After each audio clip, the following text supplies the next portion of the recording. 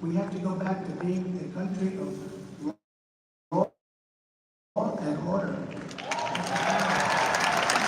And you will have, very seldom, but you will have the road, we call it the road cop, the bad apple, and perhaps you'll have that also with president. But there's nothing you can do about that. You're going to have to give the president, you're going to have to allow a president, any president, to have immunity so that that president can act and do what he feels and what his group of advisors feel is the absolute right thing.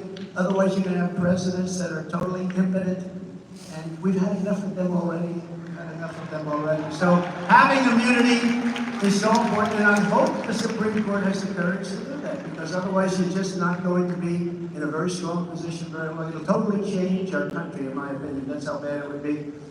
Upon taking office, I will terminate every open border policy that Biden and the Biden administration put on and begin the largest deportation operation in American history.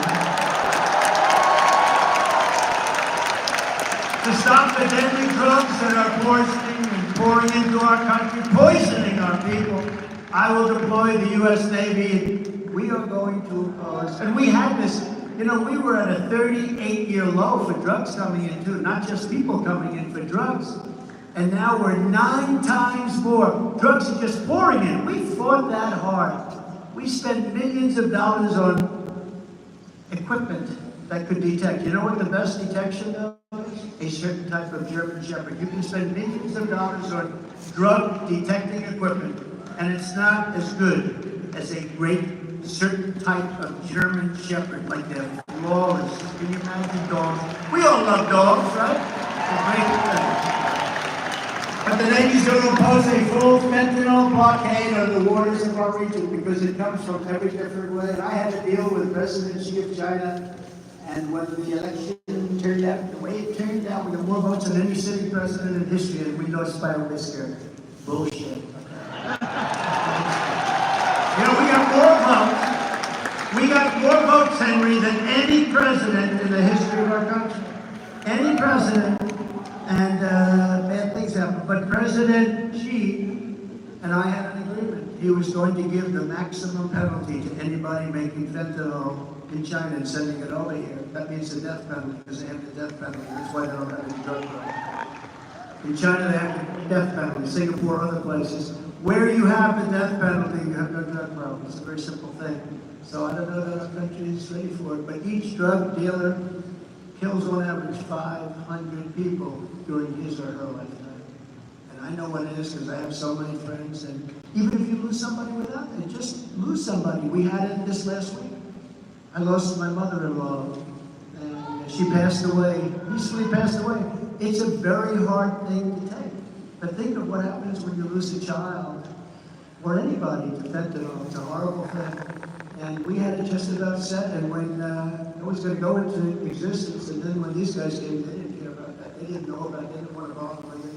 That would have been one of the most important things we did. I'll get it done again. President Xi will do it again. I guarantee you. The drug cartel, they say 91,000, that's not 91,000.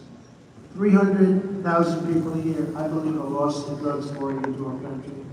That's worse than a war. Okay? That's worse than a war. So we have a war going on. And I would use Title 42, which I had. In fact, the judge on that case was fantastic. He said they wanted to terminate it early. The judge wouldn't let him do it. He said, no, wait a minute, do you know what's going to happen to our country if we do that? Title 42. And he said, no, but it expires. You can wait. But if you don't extend it, it would be terrible. But I'm not going to give you the right to terminate it. He was fantastic, actually. He understood. But Title 42 to end the child trafficking crisis by returning all trafficked children to their families and their home countries immediately. Nikki Haley will never secure the border or stop the fentanyl that is killing thousands and thousands of New Hampshire citizens. You know, I took tours with your police force and your fire force. And a big part of what they do in New Hampshire, I don't know what it is with New Hampshire, but you probably have per capita the worst drug situation in the entire country. Why don't you try getting a new governor to go and help?